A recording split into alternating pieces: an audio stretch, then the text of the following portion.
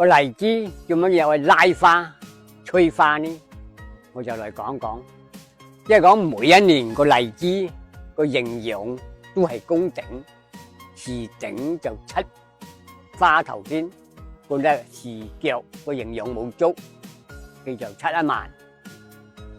嗰個時候時整一見白點，你就噴嗰隻中濃泥拉花度上去，一包就係200克，對水400斤。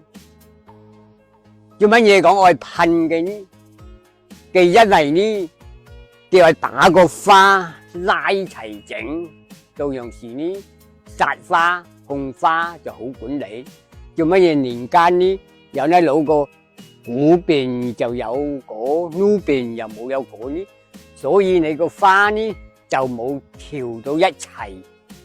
所以你一殺花呢，呢邊個就殺光頭嚟，嫩個殺光頭嚟，嗰邊老個佢冇殺光，嘅你個果就冇得昆人，就係咁個原因。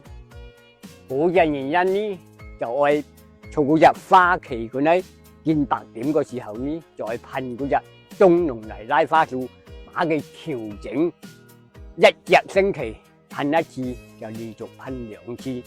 你大家未買到嘅呢，就掃個視頻下方咧，點開嚟買。